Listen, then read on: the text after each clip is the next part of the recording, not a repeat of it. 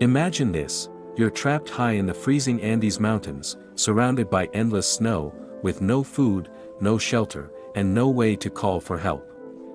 Days pass. Hunger gnaws at you.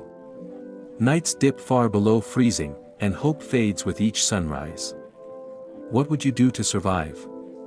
This is not fiction. This is the real story of the 1972 Andes plane crash, one of the most shocking and inspiring tales of human survival against all odds. On October 13, 1972, a chartered plane carrying 45 people took off from Montevideo, Uruguay. On board were members of a Uruguayan rugby team, along with their friends and family. They were traveling to Chile for a match, full of excitement and energy. But as they crossed the Andes, disaster struck. Poor weather and navigational errors sent the plane dangerously off course. At 3:30 p.m., the aircraft clipped a mountain peak. The right wing was torn off, the tail section ripped away, and the fuselage slammed into the snowy slopes. Out of the 45 passengers, 12 died instantly. Others were gravely injured. Yet somehow, 33 people survived that terrifying crash. But surviving the impact was only the beginning of their nightmare. The Andes Mountains are unforgiving, towering peaks, bone-chilling winds, and snow stretching as far as the eye can see. The survivors had little more than the wreckage of the plane for shelter. Their clothes were light, designed for rugby matches, not freezing nights that dropped to -30 degrees Celsius -22 degrees Fahrenheit. Food was scarce. They had only a few chocolate bars, some wine, and scraps left from passengers' luggage. They rationed carefully, but within a few days, the supplies ran out. Hunger quickly became their deadliest enemy. At first, the survivors believed rescue would come quickly. They listened on a small radio and heard that search teams were scouring the mountains. But after several days, hope dimmed. The radio brought devastating news: the search had been called off.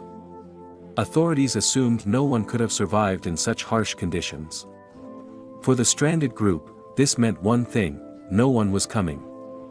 If they wanted to live, they had to save themselves. With no food left and their bodies weakening, the survivors faced a horrifying choice: starve to death or do the unthinkable. Surrounded by the frozen bodies of their friends and teammates, they realized that their only chance of survival was to eat human flesh. It was a decision that went against everything they believed, but desperation left no room for morality. Slowly, with immense guilt and tears, they began to cut thin strips of frozen flesh. It was not done with cruelty, but with reverence. Each bite was a reminder of the heavy price of survival. This grim act allowed them to cling to life, day after day. But the Andes were not done testing them. On October 29, just over 2 weeks after the crash, an avalanche roared down the mountain, burying the fuselage. 8 more survivors were killed instantly. The rest were trapped under snow for hours, gasping for air in total darkness until they dug themselves out. The avalanche left them with even less shelter and fewer companions. Out of the original 45 people, only about 24 remained alive. Despite unimaginable suffering, a spirit of determination began to grow among the survivors. 2 men, Nando Paradu and Roberto Canessa, emerged as leaders. Paradu had lost his mother and sister in the crash, yet he refused to give in to despair. He told the others, "We will not die here. We will walk out of these mountains." With that resolve, they began preparing for an impossible journey. On December 12, 2 months after the crash, Paradu, Canessa, and another teammate, Antonio Vizintin, set off to find help. They carried makeshift sleeping bags stitched from plain insulation, tiny scraps of food, and sheer willpower. The climb was brutal. They trudged through waist-deep snow, their lungs burning in the thin air. At night, they huddled together to survive the cold. On the 3rd day, realizing supplies wouldn't last, Vizintin turned back, leaving Paradu and Canessa to continue. For 10 days, they pushed forward, scaling icy peaks and crossing glaciers, surviving only on tiny pieces of human flesh they carried with them. Just as their strength was failing, they spotted a valley with signs of life, grass, rivers, and eventually, people. On December 20th, they encountered a Chilean herdsman across a river. Too far to hear each other, Paradu scribbled a desperate note and tied it to a rock. I come from a plane that fell in the mountains. I am Uruguayan. We have been walking for 10 days. In the plane there are still 14 injured people. Please, we cannot walk anymore. We need help. The herdsman threw them food and later returned with authorities. Soon, rescue helicopters were dispatched into the Andes. On December 22nd and 23rd, more than 2 months after the crash, the last survivors were airlifted out. Out of 45 passengers, only 16 lived to tell the tale. News of their survival stunned the world.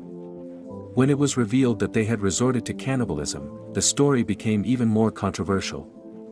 Many condemned them at first, but over time, people began to understand, this was not savagery, it was survival. Religious leaders, including the Pope, declared that what they had done was not a sin, but an act of desperate necessity. The survivors themselves carried guilt, but they also carried gratitude, for the teammates whose sacrifice kept them alive.